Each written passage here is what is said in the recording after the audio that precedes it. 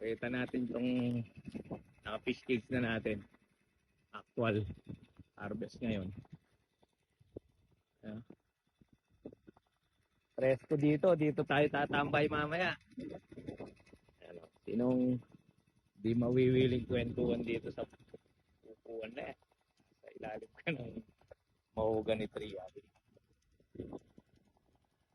Harvest today, ito yung sinampling natin noong kahapon.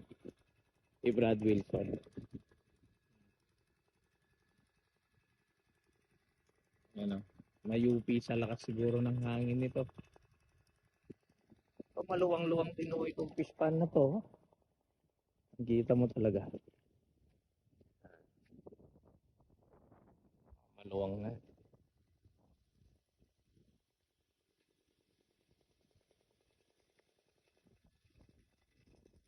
Yan. Patulong ka na. Hintayin mo sila. Hintayin mo sila para ma-video lang natin yung mga nakauling isda. Alas 11:16 na pala. Bagong relo tayo. Bigay ng anak ko to. Galing Japan, sabi niya.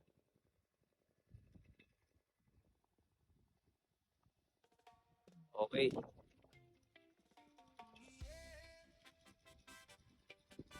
Pre, banda dun na. Nandun yung isda niyan. Aluwang pala dito, ano? Kahit magtanim ka ng gulay dyan, ah.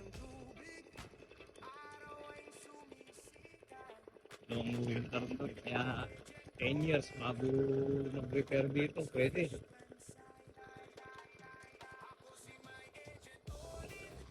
Maga tayo matatapos mamaya, kaya 3:30 lang, kargaan mo tayo.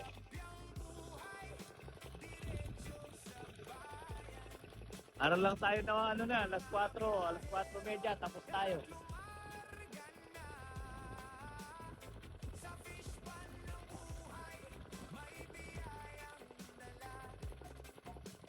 Yun, kabila. Pero ito, sample lang natin. Wala pa po yung mga buyer natin. So, yun nga. Kapapita na natin sa larangan ng social media yung mga biscuits natin sa tayo. Ako lang ko sa sample para makita yung isda natin.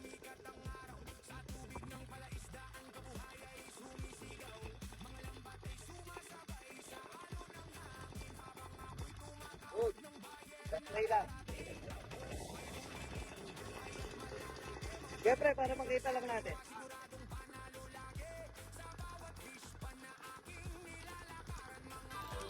Oh, ganda kilatis pala. Ayan. 3, 4, 5, 6, 7, no? Ayan. Pero halos sentrong 4-5 yan. Oh, sige. Okay, magandang klaseng isda, oh. Kahit nakasalandran 5 siya, magandang klaseng isda.